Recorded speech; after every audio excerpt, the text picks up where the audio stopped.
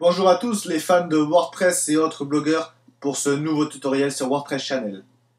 Aujourd'hui, quelque chose d'ultra simple à mettre en œuvre et qui pourtant demande encore de le savoir. Pour continuer notre session MySQL, nous allons voir aujourd'hui comment optimiser cette fameuse base. Donc de retour dans le fameux PHP-MyAdmin que vous devez connaître après avoir vu les différentes vidéos sur l'exportation de bases de données, la création, etc. Nous allons voir aujourd'hui donc comment l'optimiser. Donc ouvrez votre base de données sur PHP-MyAdmin à partir de votre espace hébergement, donc cela dépend de votre hébergeur. Puis cliquez sur l'intitulé de votre préfixe de base de données. Ici c'est WPC pour WordPress Channel. C'est une base de données de test. Ensuite, vous allez voir ici les différentes tables qui contiennent donc toutes vos données de WordPress.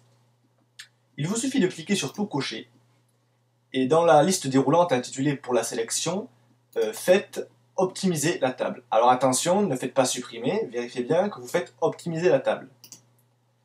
Attendez quelques secondes, puis l'opération est validée automatiquement. Et là, vous constatez qu'il y a un message dans la colonne message texte qui vous indique OK comme état ou alors Table is already up to date. Autrement dit, quand le message est sur OK, votre base a été optimisée.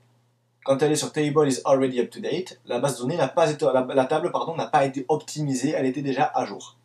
Retournez ensuite sur votre table globale, votre base de données.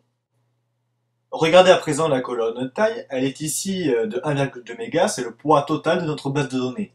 Je vous invite à regarder précédemment avant l'optimisation de combien elle était pour faire une comparaison. En l'occurrence, ici, elle était de 1,8 MB. Nous avons donc gagné quelques kilos qui, sur des grosses bases de données, se ressentent au niveau des performances de WordPress dans votre administration, mais également pour vos visiteurs, tout simplement, qui visiteront votre site. C'est toujours quelques dixièmes ou quelques centièmes de seconde de gagner, voire quelques secondes, qui seront bénéfiques, notamment pour le temps de chargement de votre blog.